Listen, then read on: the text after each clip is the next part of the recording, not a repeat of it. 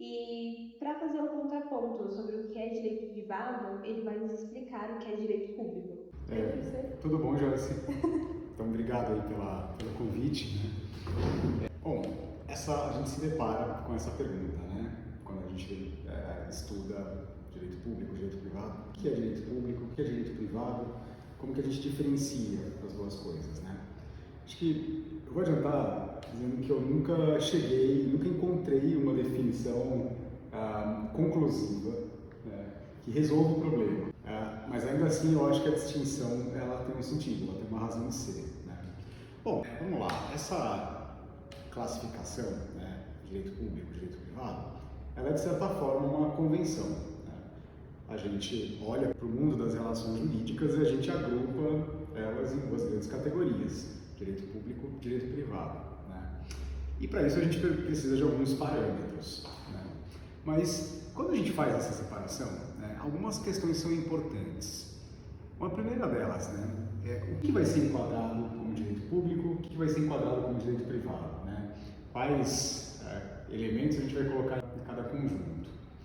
Por que a gente vai fazer isso? Por que a gente fala que determinada área do direito ou que determinada relação jurídica está num campo e no outro? Né? E uma terceira pergunta: quais são as consequências disso? Né? Então, se eu falo que esse contrato, que esse ato jurídico ele é regido pelo direito público ou pelo direito privado, o que muda? Né? Em termos práticos, em termos objetivos, quais são as consequências, qual é a importância dessa diferenciação, o que advém dela? Né? Bom, então vamos lá. Primeiro, dizendo o que se enquadra onde. Né?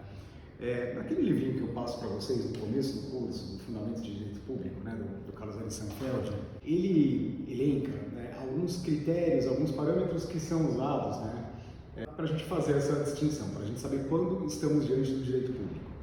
Então ele fala, por exemplo, do critério pessoal, né, quais são as partes da relação jurídica, do critério material, qual é a natureza, né, quais são as qualidades daquela relação jurídica, e do que ele vai chamar do critério jurídico formal, né, que é basicamente o ordenamento jurídico, o que a legislação fala a respeito. Né. Bom, eu acho que esses são alguns guias, né, para a gente começar a tatear aí o problema. Então, quando a gente pensa nas partes envolvidas, né, a princípio, uma relação jurídica em que o Estado é parte, né, a administração pública, o Estado de uma maneira ampla, né, isso é um fator que puxa aquela relação para o campo do direito público. Né. Mas isso resolve completamente o problema? Não, porque eu consigo vislumbrar relações em que o Estado é parte e que a gente não chama elas de relações de direito público. Né. Por exemplo, algumas modalidades contratuais, algumas relações em que o Estado, embora tenha que observar determinadas formalidades, procedimentos, ele figura naquela relação tal qual um agente privado, como se ele fosse um agente privado. Né? Por exemplo, alguns contratos de compra e venda, alguns contratos de seguros, entre outros, né? Em que o Estado ele se encaixa naquela relação jurídica de maneira muito semelhante a um privado. Bom, a gente tem o critério material, né? A natureza da atividade, a natureza daquela relação. Então, relações jurídicas em que haveria alguma espécie de interesse público envolvido, né, puxariam, seriam atraídas, né, para o campo do direito público. O que podem ser esses interesses públicos? Né? A preservação ambiental, a manutenção de um mercado competitivo, o combate à desigualdade. Eu poderia enumerar muito isso aqui. Mas então existe uma questão de fundo ali, que não é apenas o interesse individual, privado, né, das partes envolvidas, mas existe um interesse público de fundo. Então isso também seria um fator de atração para o campo do direito público.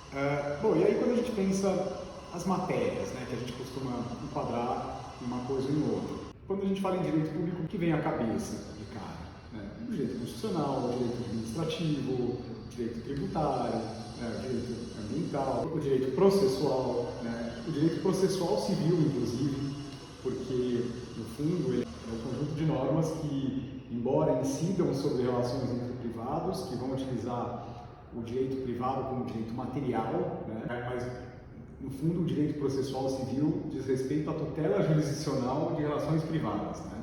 Ou seja, a um serviço público, a uma atividade pública, que é a tutela jurisdicional do Estado, né? Como um mecanismo de arbitrar, de mediar conflitos entre particulares. Mas é um campo que está regulando a relação do juiz com os jurisdicionados. Então, por isso, é um campo do direito público também. E aí sobra muito pouco. Quando a gente pensa em áreas, sobra pouca coisa no campo do direito privado, né?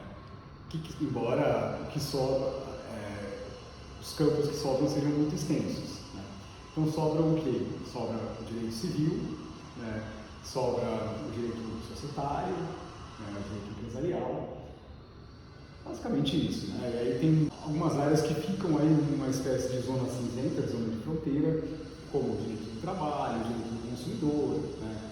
Que são relações entre particulares, mas com uma relação de assimetria envolvida e com uma pressuposição de que é preciso proteger certos interesses, resguardar, né, certos valores, certos interesses públicos por trás delas, né? Como, por exemplo, a existência de partes hipossuficientes numa relação contratual, e assim por diante. Bom, e o terceiro elemento, né, o terceiro fator, né, o parâmetro, né, de distinção que o Carlos Zani propõe, seria o jurídico formal, né? Então, basicamente, a gente vai identificar que a gente está diante de uma situação, de uma relação jurídica de direito público, quando o ordenamento jurídico disser isso. Certo? Acho que em termos práticos, em termos técnicos, é uma definição importante, né? A gente reconhece uma relação com o direito público em função daquilo que o ordenamento jurídico diz e não de elucubrações teóricas, né?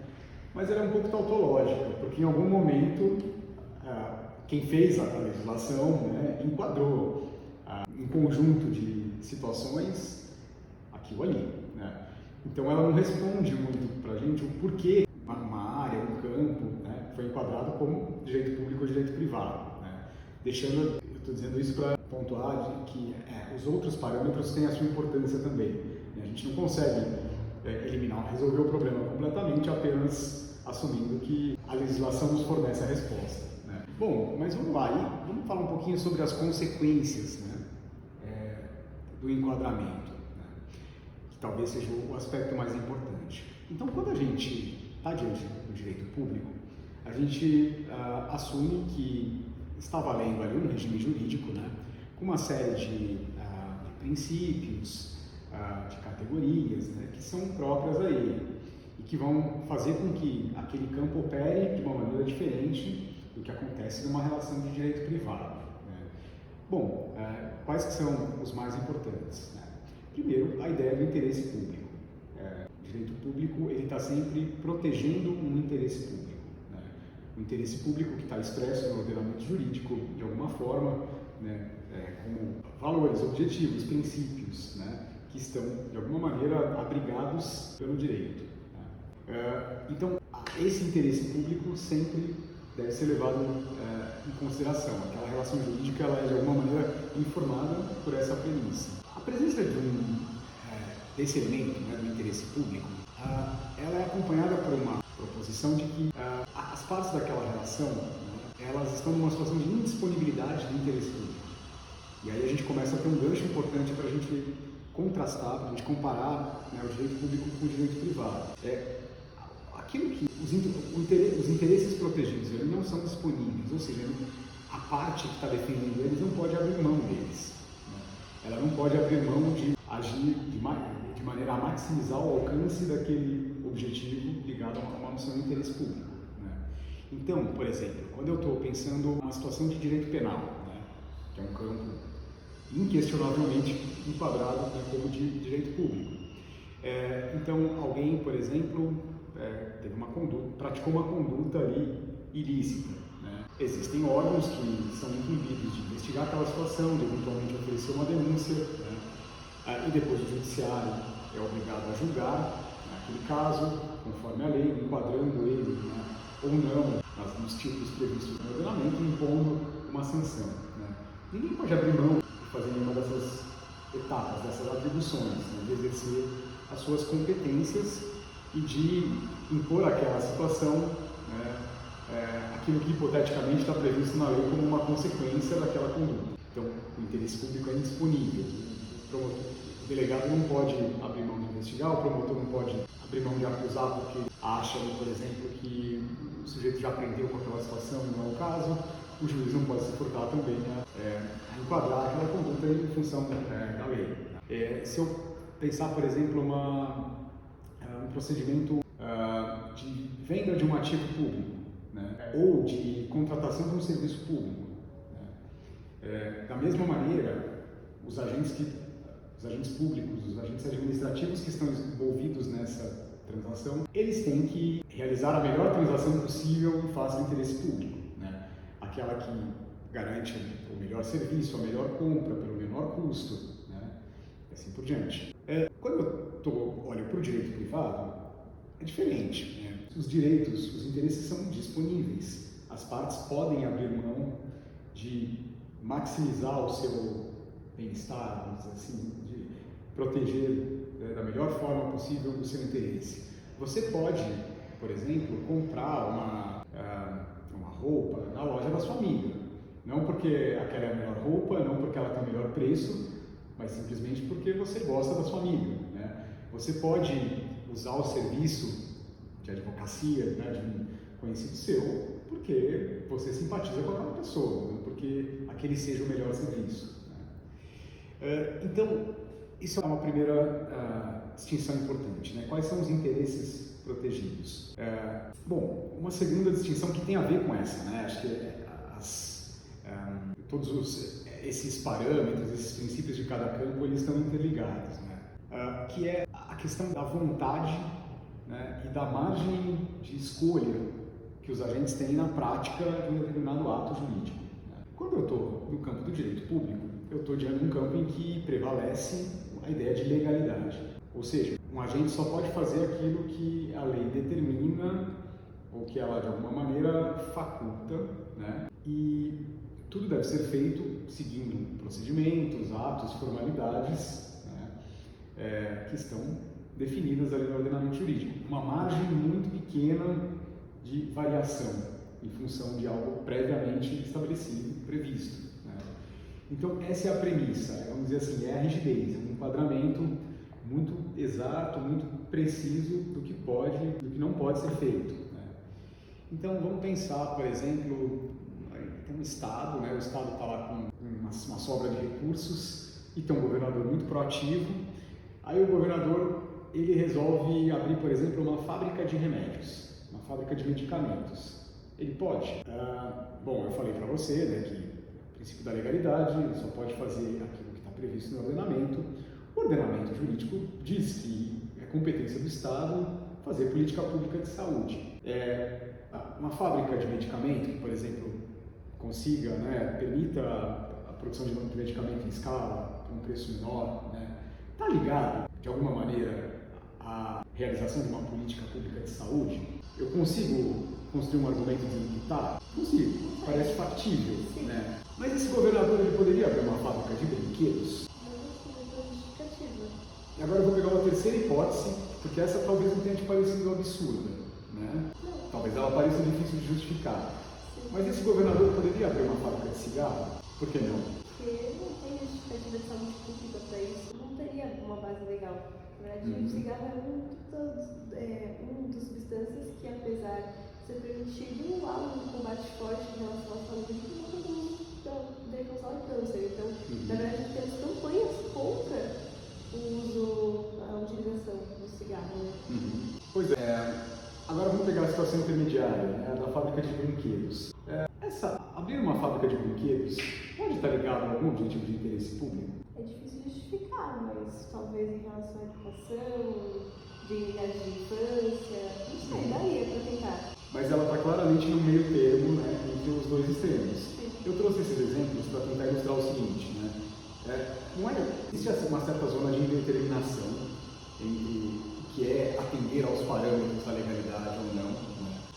Nesse enunciado, a administração pública só pode fazer aquilo que a lei permite, né, faculta. Mais recentemente tem se trabalhado a ideia de juridicidade, né, em disposição à legalidade exatamente para contemplar essa abertura, mas essa abertura ela não é plena também, né? Ainda que haja uma zona de incerteza, né? De alguma maneira a noção de legalidade, de vinculação positiva à lei, ao ordenamento jurídico, fecha, né? Enquadra aquilo que é concebível ou não enquanto atividade pública, né? E quando eu penso, quando eu jogo, né, eu olho para outra categoria e penso o direito privado, né? A lógica é mais ou menos oposta, né? O que um agente privado pode fazer? Tudo aquilo que a lei não vede, né? Tudo aquilo que não viola a lei. Então, ao invés de uma noção de legalidade, né, de vinculação positiva à lei, né, a vinculação com a lei é negativa, né? Ou seja, tudo aquilo que não está proibido está permitido. E quando eu olho para o direito público, existe uma função por trás disso, né? Porque o Estado pode atuar na saúde pública, né? Porque ele pode atuar na educação, ele está exercendo uma função que é determinada por conta de uma noção de interesse público. Quando eu olho para o privado, prevalece uma ideia de autonomia da vontade. A vontade do agente privado, ela é um valor em si, protegido pelo ordenamento. Então, se você... E a vontade não no sentido psicológico de vontade, mas assim, de intenção, né? De esfera decisória própria, de liberdade de iniciativa, né? Então, você é uma empresa privada, você quer atuar num ramo, você quer mudar de ramo. Claro que existem atos jurídicos que isso possa acontecer e tal, mas, a princípio, você pode fazer. E você pode fazer pelo simples fato de que você quer, né? Você não está atendendo a um interesse, a uma orientação alheia a você, né? Que vem, por exemplo, do ordenamento jurídico que determina o que é função, quais são os objetivos públicos, quais não são, né? E restringe o que o Estado pode fazer ou deixar de fazer em função disso, né? E como algo que tem a ver com isso também é o nível de formalidade, né? No campo do direito público, então, a observância das formalidades, dos procedimentos, ela é muito mais estrita, né? No direito privado, se as relações elas não seguem de uma maneira muito exata determinadas prescrições quanto ao faseamento, a formas e ritos, né? Elas podem ser válidas desde que não haja um vício, desde que não haja um problema ali, né? Um valor jurídico que esteja sendo violado. No campo do direito público, a formalidade ela é mais vinculante, né, vamos dizer assim.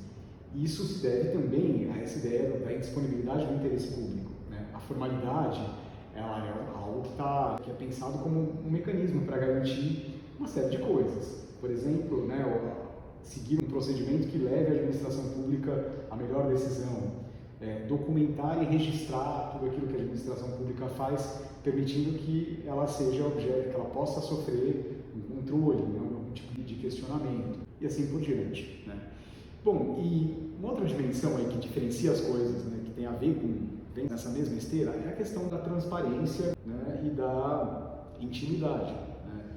Quando eu penso no direito público, em regra, tudo deve ser transparente, tudo deve ser... A sociedade, as pessoas têm direito de saber e de obter o nível mais detalhado possível de informações sobre tudo aquilo que o Estado faz e as motivações. Por que você fez esse investimento e não aquele? Por que você contratou esse prestador de serviços e não aquele, né? Por que você utilizou essa modalidade de licitação e não a outra? Tudo é questionável, né? A publicidade, ela só vai sofrer algum tipo de limitação, né, em algumas situações específicas, quando ela esbarra na intimidade de pessoas privadas, né, e quando ela pode, de alguma maneira, colocar em risco a segurança da sociedade, né. Então, um exemplo disso, vamos dizer que você queira saber onde estão os dispositivos de segurança do Exército Brasileiro. Aí você manda um pedido pela Lei de Acesso à Informação, né, do Ministério da Defesa, pedindo que ele te dê essa informação. Ele vai se recusar de dar essa informação, né, com a justificativa de que isso poderia colocar em risco a segurança pública, né? Alguém poderia, por exemplo, fazer um atentado, ação desse tipo, né? E um outro tipo de situação que vai restringir a publicidade, né, no direito público, é quando ela se choca com a proteção da intimidade de pessoas privadas. Então vamos pensar, né, a gente tem lá um posto de saúde. O posto de saúde ele tem um histórico, né, de documentação, de registro dos atendimentos que ele faz, né? Então é um registro de que aconteceram tais consultas, de qual foi diagnósticos, um registro dos tratamentos que foram prescritos para os pacientes, né? Essas informações, elas são de interesse público? Em alguma medida, sim, né? É importante, por exemplo, para se pensar a política de saúde, eu saber quantas pessoas foram diagnosticadas com tal doença. É importante para eu pensar também se aquele equipamento de saúde está funcionando bem ou não, né? Eu saber quais foram as prescrições, os tratamentos dados, né, a aquele tipo de doença.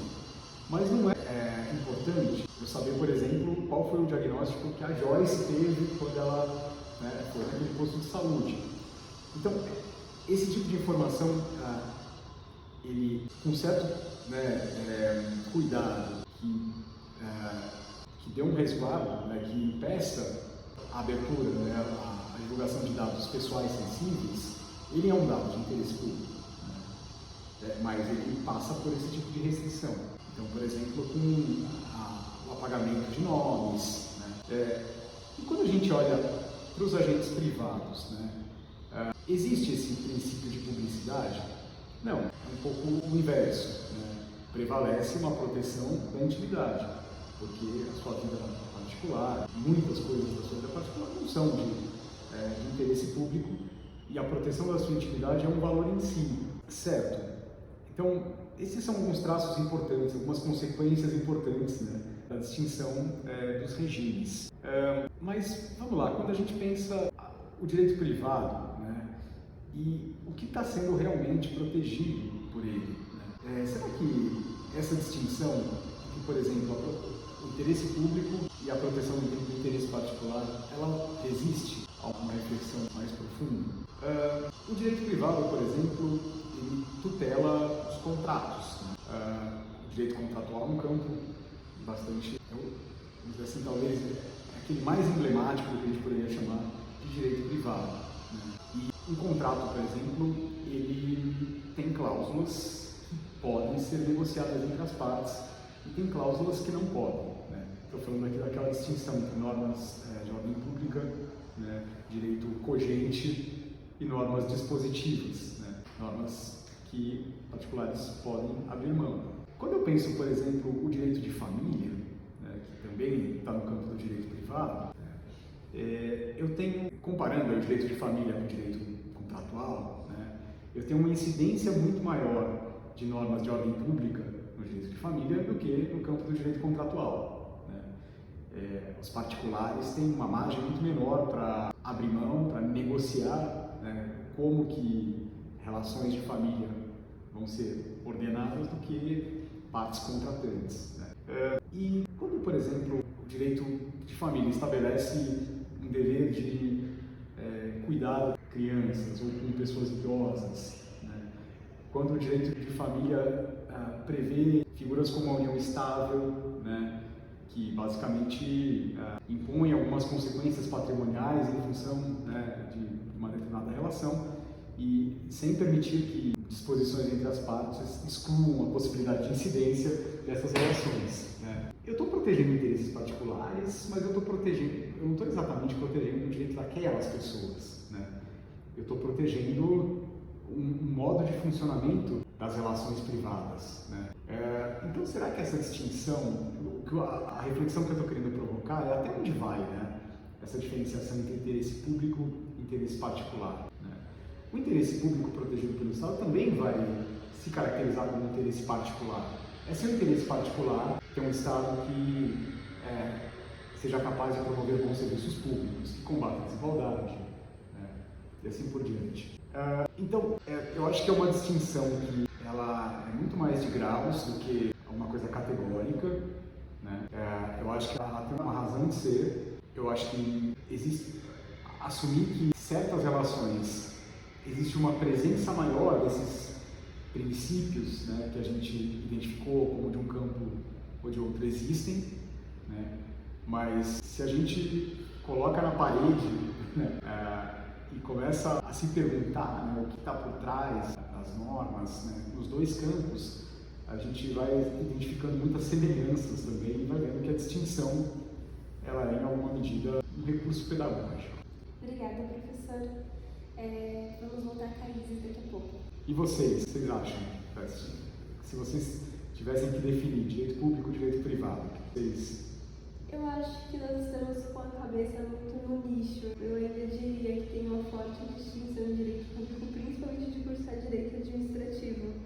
Eu entendo que tem várias semelhanças contratuais, mas ainda assim, para mim, o direito público ele tem diferenças fortíssimas. Por mais que sejam, tem essa questão da ordem pública sobre os contratos, e muitas vezes para a proteção de um coletivo, a autonomia individual ainda é muito presente, assim, muito forte. Eu não vejo isso como entrando na área de direito público. Claro que eu entendo que nós não temos uma base metodológica e teórica forte ainda, mas eu não consigo ver tantas semelhanças como eu consigo no solo. Eu não consigo em dois mundos um pouco separados, com algumas semelhanças no meio do caminho. Eu acho que a autonomia é talvez a distinção mais exista. Mas quando a gente pensa, por exemplo, a discricionariedade administrativa, né, que, bom, ela é, quando a gente vive conceitualmente ela, né, a gente faz uma diferenciação. Discricionariedade não é uma possibilidade irrestrita de escolhas, né? Ela não é a autonomia da vontade do administrador público, é a possibilidade de tomar, né, uma decisão, um rol de decisões possíveis, né, num quadro de uma moldura, vamos dizer assim, definida pelo direito, mas ela é uma margem de determinação também, né? Eu trouxe aquele, né, o exemplo do governo do estado, das fábricas, né? Por exemplo, um governo pode ser obrigado a construir um hospital? Porque, pensando na necessidade pública do governo, no caso, ele tem o dever de oferecer aqueles direitos básicos de saúde, educação, e se dentro da saúde, no estado, no município específico, seja necessário para a população, tem base constitucional vigente. Então, com a demanda correta, só acho possível. Mas e se ele disser, não, eu vou fazer uma escola com esse recurso? Mas se o hospital é necessário? Mas a escola não é necessária? Depende do contexto, já dentro da escola. Vamos dizer que os dois serviços estão igualmente deficientes. Então, e aí ele vai fazer uma escolha entre, ele tem um montante limitado de recursos, ele vai fazer uma escolha entre construir a escola ou o hospital. O ordenamento jurídico fecha essa escolha? Não. Então existe uma... Bom, estou ilustrando aqui, né, que as escolhas juridicamente plausíveis, né, também são amplas, né? Qual é a melhor forma de fazer uma política de moradia? Qual é a melhor forma de proteger, de adotar medidas, né, para a proteção do meio ambiente? Eu consigo ver o que está fora, mas dentro disso tem uma variedade enorme. Né? Sim, e uma ausência de normas dispositivas para tomar essas decisões, porque são concretas a cada caso. Sim, basicamente tentando ilustrar que a margem de escolha, né, a margem de discricionariedade legalmente possível é grande. Né? O que complica mais ainda a nossa vida ao tentar estabelecer uma distinção, um limite muito preciso. Né? E quando a gente pensa no direito privado também, né, especialmente no campo do direito empresarial, né, a gente vê cada vez mais os gestores, os administradores, né, as pessoas que praticam os atos, sendo enquadrados por certas normas, né, de governança corporativa, que buscam preservar um certo ambiente, né, de mercado, de negócios, que vão, de certa forma, restringindo muito também a questões como o que pode ser feito e o como pode ser feito. Né? Cada vez mais, a lógica burocrática, que opera por excelência no setor público, vai tomando conta do funcionamento das grandes empresas também. Né? Então, dizer assim que essa liberdade incondicionada e restrita para fazer aquilo que é lícito, ela vai se reduzindo também, ela vai se relativizando, né? No campo do direito privado. E pensando no sentido de ter uma, me fugiu o termo, mas essa colheita de similaridades que o senhor comentou, ainda é prático distinguir o direito público e o direito privado, mesmo para campos pedagógicos, digamos assim? Olha, eu acho que sim. É um pouco do exercício que a gente está fazendo aqui, né? De identificar semelhanças, diferenças. E embora a gente talvez não chegue a uma distinção conclusiva, tipo preto no branco, isso é aquilo, né? Existe toda uma zona de transição, mas a gente consegue identificar, vamos dizer assim, algumas ideias norteadoras dos campos, né? E a gente consegue organizar um conjunto de categorias, de conceitos, né, que ajudam a gente a compreender, a estudar esses campos, né? Vai se construindo um debate, um acúmulo de estudos, de conhecimentos, né, em cada um deles, que são produzidos a partir da especificidade dos campos, né?